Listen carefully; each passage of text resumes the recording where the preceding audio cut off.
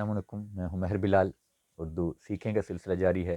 الحمدللہ آج ہم اس کا 17واں سبق دینے جا رہے ہیں۔ اس سے پہلے ہمارے 16 سبق ہو چکے ہیں، جن میں ہم نے حروف تہجی اور جوڑ توڑ الفاظ کے حوالے سے بہت ساری باتیں کر لیں۔ آج ہم دو حرفی الفاظ پڑھ رہے ہیں بے کے۔ تو سب سے اہم بات یہ کہ اب پہلے ہم الف اور الف مدہ کے بارے میں پڑھ چکے، یقیناً آپ نے ہمارے وہ دونوں لیکچر دیکھ لیے ہوں گے۔ اب جو اہم بات ہے، بے میں ظاہر سرہ استعمال ہونا ہے، تو یہ بے کا سرہ ہے۔ جب بھی جس سے بھی ملے گا یہ اتنا ہی ملے گا۔ تو الف الف مدد پورے پورے آتے تھے، اس کا الگ سے لکھے ہوئے تھے۔ اب بے نے مل کے لکھا جانا ہے، یہ الگ شروع میں نہیں آتا، تو اس کا اتنا سا یہ استعمال ہوگا، تو یہ بے کا سرہ ہے۔ یہ سمجھے کہ چھوٹا سا رے بنا کے اس کے نیچے ہم نے نقطہ لگا دیا ہے، تو یہ بے کا سرہ ہے۔ جو ہم ابتدائی لیکچر دے رہے تھے اس میں یہ ساری چیزیں آپ کو ڈیٹیل سے بتا دی گئی ہیں، اور امید ہے کہ آپ اب تک سیکھ چکے ہوں گے۔ اب ہم اپنا سٹارٹ کرتے ہیں۔ تو سب سے پہلے با، بے کے سرے کے ساتھ الف ملا، یہ با بن گیا۔ یہ فارسی کا لفظ ہے جو اردو میں رائج ہے۔ با ہمراہ کو کہتے ہیں، ساتھ کو کہتے ہیں، جس طرح با جماعت، پوری جماعت کے ساتھ، با ہمت، با مراد، با ادب، با نصیب، بہت سارے مرکبات جو ہیں وہ با سے بنتے ہیں، تو با کا مطلب ہوتا ہے ساتھ۔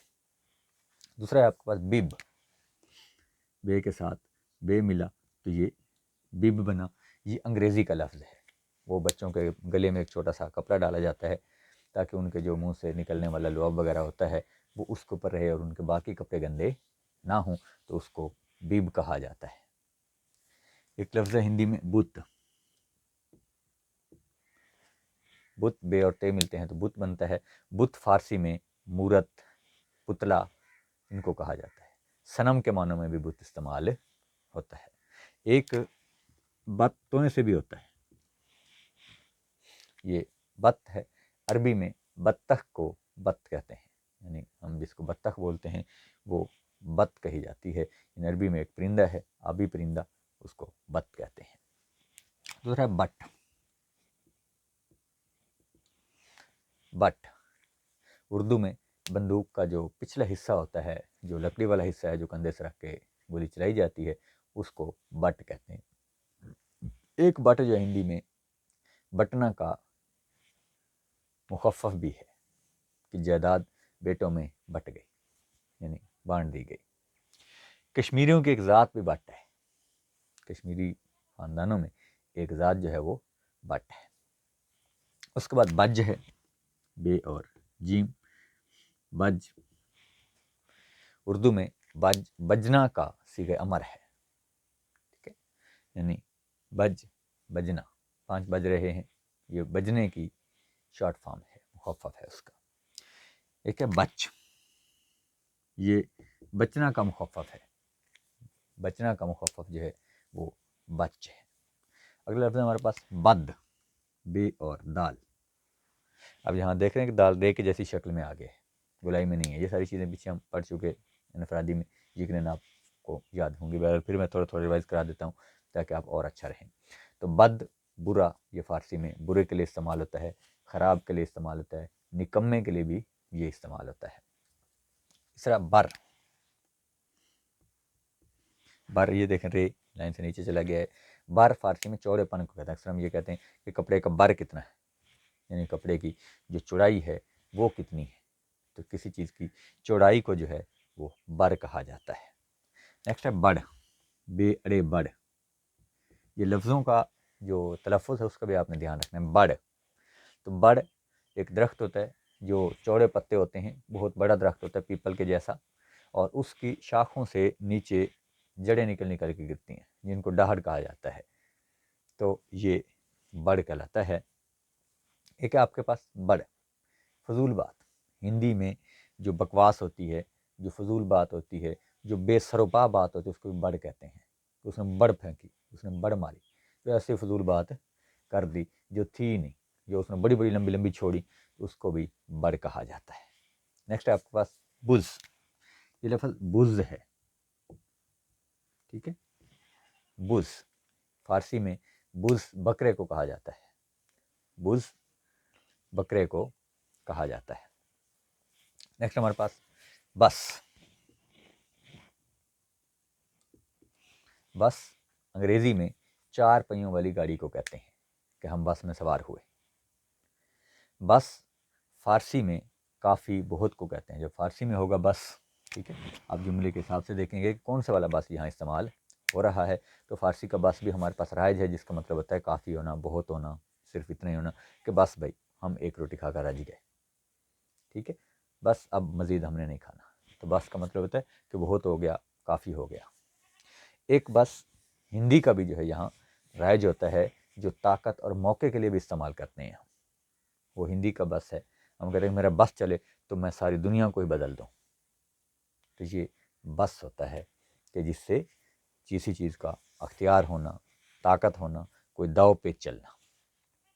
اور ایک بس ہندی میں بسنا کے لیے بھی استعمال ہوتا ہے، تو ہمارے پاس دیکھیں 4 طرح سے میں نے بس آپ کو بتا دیے۔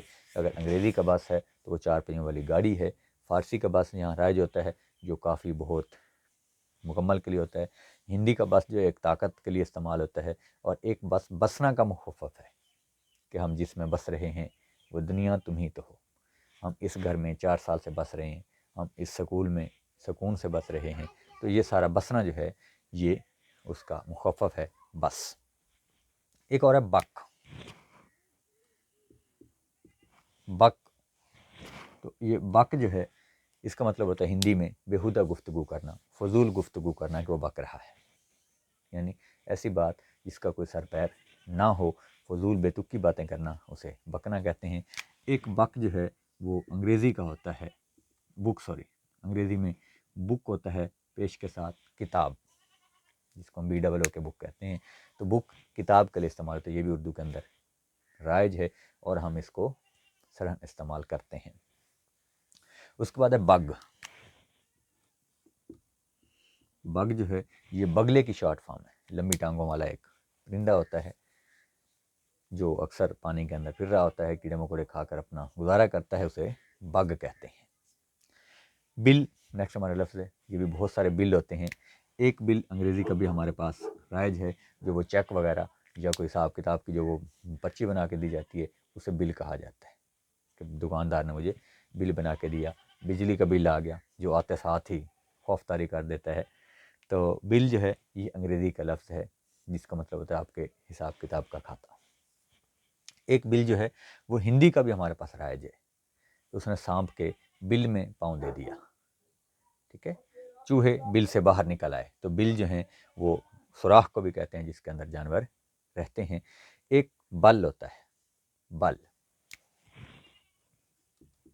ٹھیک ہے، بل، تو بل جو ہے یہ استعمال ہوتا ہے ٹیڑھے پن کے لیے، کہ رسی کے اندر بل آ گئے، ٹھیک ہے۔ ایک بل استعمال ہوتا ہے زور کے لیے بھی، انہوں نے اپنے اس بل بوتے پر، اپنے بل بوتے پر ملک فتح کر لیا، تو اپنے بل بوتے پر، تو یہاں بل جو ہے وہ طاقت، زور کے لیے بھی استعمال ہوتا ہے۔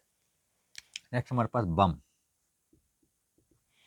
بم فارسی کا بھی ہمارے پاس استعمال ہوتا ہے، جس طرح زیر و بم، ٹھیک ہے، زیر و بم کا مطلب اونچ نیچ، تو زیر کا متضاد بم ہے جو فارسی سے اردو میں رائج ہے، اونچے کو ہم بم کہتے ہیں، چڑھاؤ کو بم کہا جاتا ہے۔